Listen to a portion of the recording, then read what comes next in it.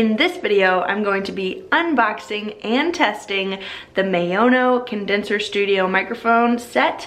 Going to show you the difference between the audio with this condenser microphone and let you be the judge. If you are shopping for a condenser microphone, this is an option that's under $100. So I'm really curious to see how this turns out and to hear the difference. I'm going to link in the description below to where you can see the current price for this microphone if you're shopping for a studio microphone like this. And I would love to hear your comments as well, what you think about the difference in the audio. But first, let's unbox it and then we'll do a mic test. This is the MAONO Condenser Studio microphone set, the AU-PM320S, and it's all in the package, sealed. I have not opened it yet. I'm excited to check this out and give it a test. I'm using my Audiobooks i2 from PreSonus that I unboxed in my previous video. And these are my Audio-Technica headphones because there wasn't a headphone set that came with this. This is the microphone, the arm, boom, and the pop filter. So we're gonna unbox what comes in this, but I just wanted to show you kind of my setup. It's gonna go through this interface and I can hear through these headphones. I've got the interface plugged in with a USB to my MacBook Pro, and I'm using a program called Reaper to record. And so my audio box is already selected here as the device. So I'm going to show you the difference between what it sounds like going through this microphone and this interface into the computer, see if that's what you're looking for if you're shopping for something like this. So I'm going to open the box, show you what's in it, and then we'll do the mic test. Here's what it came in. That's what the box looks like. And I guess I'll show you the back as well. So it shows what all comes in the box. And as soon as you open it, that's what it looks like. It's got really good packaging to protect that pop filter. This is a pop filter to go on the mic as well. So you got two options here to help with the sounds from the microphone, from the p and the sounds like that. It'll help filter that out. With the pop filter, user manual comes with it. That's what that looks like. This pop filter screws on to the boom arm, and then this goes right in front of the microphone, like so.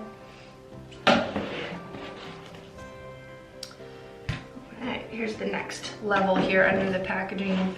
We've got, looks like the microphone is right here in this little baggie, and then it comes with a microphone cable, the boom arm that can adjust onto a table or a desk, and then you've got the shock mount right here. So this is a really cool setup. They're sending you all the things you need to be able to plug it in and set it up correctly.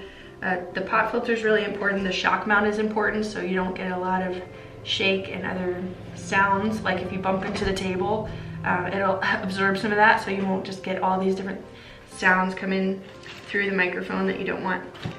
So I'm going to take everything out of the box and set it up on the table, and we'll test it out.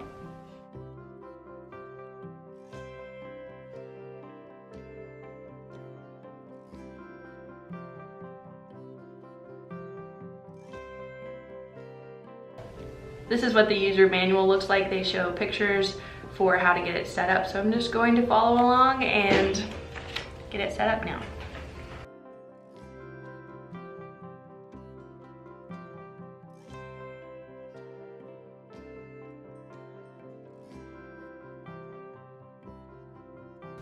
All right, so here is the final setup.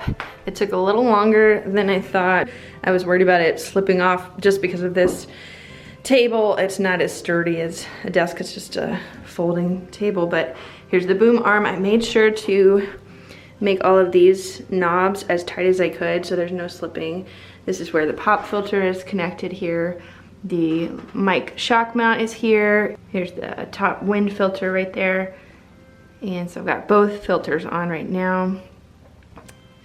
I've got it plugged in with the XLR down here, going into the interface input 1. I've got the phantom power on, and I like to keep the levels right in the middle just to test. So got my mix about halfway up, and I'll have my headphones about halfway up just to keep it consistent and have something to base it on. So that's what it looks like. Of course, the interface is going into my computer with a USB, and I'm going to test it now. Here we go.